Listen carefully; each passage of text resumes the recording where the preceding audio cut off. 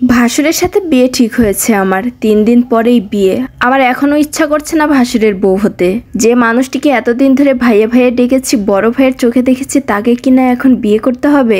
উনিও প্রথমে এমন প্রস্তাবে রাজি ছিলেন না, ওনাকেও একরকম জোর করেই রাজি করানো হয়েছে। বাবা মা নেই আমার, নানা বাড়িতে বড় হয়েছি, দুঃখে দুঃখেই কেটেছে সারা জীবন। একটু সুখের আলো চেয়েছিলাম জীবনে, কিন্তু সে আলো জ্বলার আগেই নিভে গেল। 1.5 বছর আগে বিয়ে হয়েছে আমার। মানুষটা খুব পছন্দ করে বিয়ে করেছে আমায়, প্রেম করে নয়, পারিবারিকভাবেই দেখতে গিয়ে পছন্দ করেছে আমায়। আমার শ্বশুর শাশুড়িও আমাকে পছন্দ করেছিল ভীষণ। অনেকটা হুট করেই বিয়ে হয়ে যায় আমাদের। বিয়ের পর থেকে স্বামী অনেক ভালোবাসতো, যেন আমি চোখের আড়াল হলেই অনেক কষ্ট পেত। কিন্তু কে জানতো এমন দুর্ভাগ্য লেখা আছে আমার কপালে। হঠাৎ হার্ট অ্যাটাক করে আমার স্বামী মারা যায়। বুঝিনি হার্ট অ্যাটাক করেছে। দুপুরে খেয়ে ঘুমিয়েছিল। সেদিন অনেক মেহমান এসেছিল বাসায়। আমরা সবাই রাতের রান্না নিয়ে ব্যস্ত ছিলাম। বিকেলের চা নিয়ে এসে ঘুম থেকে ডাকলাম, কিন্তু আর জেগে উঠেনি। চলে গেছে চিরতরে। ও মারা গেছে 3 মাস হলো। আমার নাম তিন্নি। বাবা মা মারা গেছেন ছোটবেলায়। দুজনেই চাকরি করতেন। অফিস থেকে ফেরার পথে এক অ্যাক্সিডেন্ট হলো। সেই অ্যাক্সিডেন্টে একসাথে দুজনেই চলে যান পরপারে। তখন আমার বয়স 2.5 বছর। তারপরে ঠাঁই হয় নানা বাড়িতে। বাবা মায়ের চাকরি বেশি দিনের ছিল না, একরকম নতুন চাকরি। সামান্য কিছু টাকা পেয়েছিলাম পেনশন এবং এককালীন টাকা হিসাবে। সে টাকার বিনিময়ে নানা বাড়িতে মামারা আমায় রেখেছে, তবে কেউ কখনো ভালো ব্যবহার করেনি। আশ্রিতার মতো বড় হয়েছি। একটা সময় কিভাবে যেন আমার পেনশন বন্ধ হয়ে যায়। কি যেন কাগজ নবায়ন করতে হবে, আরো যেন কি এমনটাই বুঝিয়েছে মামা আমায়। নিজের কৌশলে সব টাকা খেয়ে ফেলেছিলেন কিনা সেটাও জানি না, কারণ বাবা মায়ের মৃত্যুর পরে আমার বয়স কম থাকায় মামা অভিভাবকত্ব গ্রহণ করেছিলেন। এককালীন এবং পেনশনের টাকাও মামার দায়িত্বেই ছিল। তিনি কিভাবে কি করেছেন কিছুই জানি না, শুধু বলেছে পেনশন বন্ধ হয়ে গেছে। সেই পেনশনটা বন্ধ হয়ে যাবার পর চরম অবহেলার শিকার হয়ে নানা বাড়িতে। যখন অনার্স 2nd ইয়ারে পড়ি তখনই বিয়ের প্রস্তাবটা আসে। মামা মামি তো আগে থেকেই বিয়ে দিতে উদগ্রীব ছিলেন। পাত্রপক্ষ আমাকে পছন্দ করলে বিয়ে দিয়ে দেন তাড়াহুড়া করে, যেন মাথা থেকে বোঝা নামিয়েছে। শেষ পর্যন্ত স্বামীটাও আমাকে রেখে চলে গেল। আমি এখন অনার্স 4th ইয়ারে পড়ি।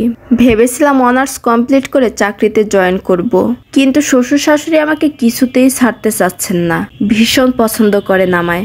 মামা বাড়িতেও থাকার মতো অবস্থা নেই। স্বামীর মৃত্যুর পরেও শ্বশুর বাড়িতেই থাকতে হচ্ছে। এখন তো বিয়ে ঠিক করেছে নিঃসন্তান ভাসুরের সাথে।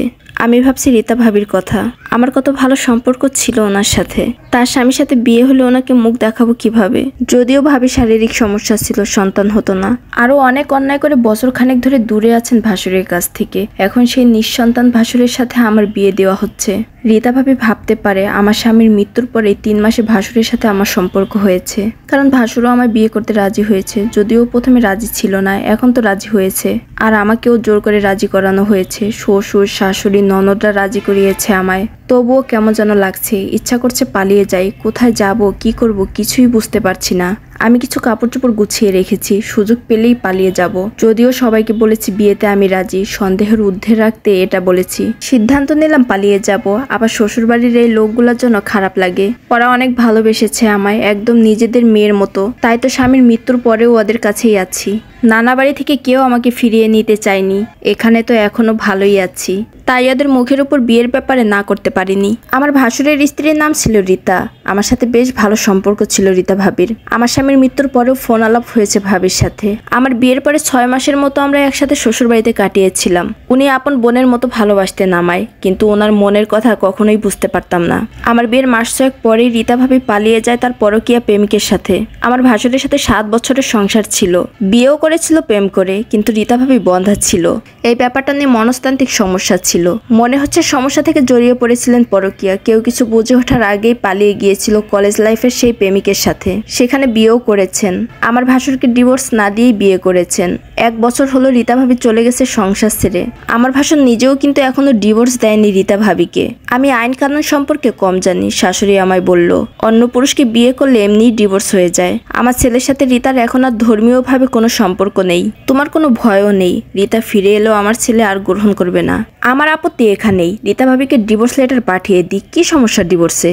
আমার ভাসুর যদিও আর কখনো কথা বলেনি রীতা ভাবির সাথে, তবুও মনে হয় ভাবি ফিরে আসতে পারেন, যেহেতু ডিভোর্স হয়নি। কিন্তু অন্য জায়গায় তো বিয়ে করে ফেলেছেন ভাবি, তারপরেও আমার মনে হয় ডিভোর্স না হলে আমি যেন অন্যের স্বামী কেড়ে নিচ্ছি। যদিও ভাসুরের সাথে এ ব্যাপার নিয়ে আমার আলাপ হয়নি, আলাপ হয়েছে শাশুড়ির সাথে। উনি বারবার বোঝাচ্ছেন ডিভোর্স হয়ে গেছে ধর্মীয় রীতি অনুযায়ী। আমি মনে করি রীতা ভাবির নতুন বিয়েটাই হয়নি, উনি এখনো আমার ভাসুরেরই স্ত্রী। কারণ এক স্বামীকে ডিভোর্স না দিয়ে নতুন বিয়ে করলে সেই বিয়েই হয় না। এসব ভেবেই সব গুছিয়ে নিয়েছি।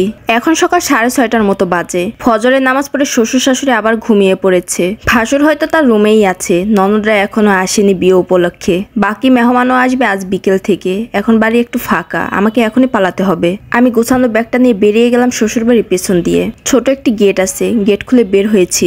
এটা বাড়ির পেছনের রাস্তা। গেটের সামনে আমাকে অপেক্ষমান দেখে একটা সিএনজি এগিয়ে এসেছে। এই সময়টা সাধারণত রাস্তা নীরব থাকে, সিএনজিরও চলাচল কম থাকে, কিন্তু আজ মনে হয় পেয়ে গেলাম। ভেতরে সম্ভবত একজন যাত্রী আছে। সিএনজি এসে থামলো আমার সামনে। ভেতরের লোকটিকে দেখে আমি ফ্রিজ হয়ে গেলাম। আমার ভাসুরি এসেছে সিএনজি করে, যার সাথে আমার বিয়ে ঠিক হয়েছে। উনি নেমে গেছেন সিএনজি থেকে। এখন কি করব বুঝতে পারছি না। সিএনজিতে উঠে বসবো নাকি ঘরের দিকে ফিরে আসবো, মাথা কাজ করছে না। ভাসুর কখনো আগ বাড়িয়ে তেমন কথা বলেনি আমার সাথে। সিএনজির ভাড়া মিটিয়ে দিলেন তিনি। আমি এখনো নীরবে দাঁড়িয়ে আছি। উনি হাত নেড়ে সিএনজিটাকে চলে যেতে বললেন। সিএনজি চলতে শুরু করলো। আমি দাঁড়িয়ে আছি রাস্তার পাশেই। ভাসুর গম্ভীর কণ্ঠে বললেন, পালিয়ে যাচ্ছিলে নাকি? আমি জবাব দিলাম না। উনি বরাবরই গম্ভীর ভঙ্গিতে আমার পানে চেয়ে প্রশ্ন করলেন, তোমারও কি কেউ আছে নাকি? যদি গোপন কোনো প্রেমিক থাকে তাহলে পালিয়ে যাও, আমি বাধা দেব না। আর যদি কেউ না থাকে তাহলে আমার হাত ধরো, তোমার হাত আমি কখনো ছাড়বো না। ভাসুরের কথাগুলো শুনে বুকের ভিতর কেমন যেন লাগলো। মনে হলো উনি অনেক কষ্ট থেকে এভাবে বলছেন। আমি আর পা বাড়াতে পারিনি। বাড়ির গেটের দিকেই ঢুকে যাচ্ছিলাম। ভাসুরও বুঝতে পারলেন আমি ফিরে যাব না। তিনি আমার হাত থেকে ব্যাগটা নিলেন, ধীর কণ্ঠে বললেন, মায়ের কাছে গতকালই শুনেছি তুমি রিতার ডিভোর্স চাও। তুমি যা চাও সেটাই হবে। ধর্মীয় মতে রিতা অলরেডি ডিভোর্স হয়ে গেছে, তারপরেও আমি ডিভোর্স লেটার পাঠিয়ে দেব। ওকে ডিভোর্স দিয়েই তোমাকে বিয়ে করব।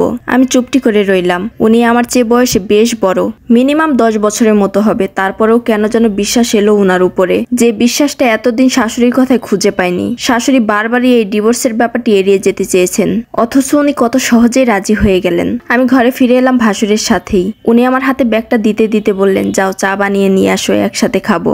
আমি চলে যাচ্ছিলাম ভেতরের দিকে। তিনি পেছন থেকে ডেকে বললেন, স্বর্ণকারের বাড়িতে গিয়েছিলাম এই 7 সকালে, তোমার জন্য চুড়ি বানাতে দিয়েছিলাম তো, ওইটাই নিয়ে এসেছি। স্বর্ণকার লোকটা গত রাতে ফোন দিয়ে বলল বেড়াতে যাবে, আসবে 1 সপ্তাহ পরে। উনি চলে গেলে বিয়েতে যদি তোমায় চুড়ি দিতে না পারতাম, তাই সকাল সকাল গিয়ে নিয়ে এলাম। আমি অবাক হলাম ভাসুরের কথা শুনে। কোথায় যেন সুখ সুখ অনুভূত হলো। স্বামীর মৃত্যুর পরে এই প্রথম কারো কথায় অনেক বেশি ভালো লাগলো। আমি মনটাকে স্থির করলাম, আর কোনো লুকোচুরি নয়, ভাসুরকে গ্রহণ করব স্বামী হিসাবে। তিনিই হয়তো হবেন আমার বাকি জীবনের সুখ।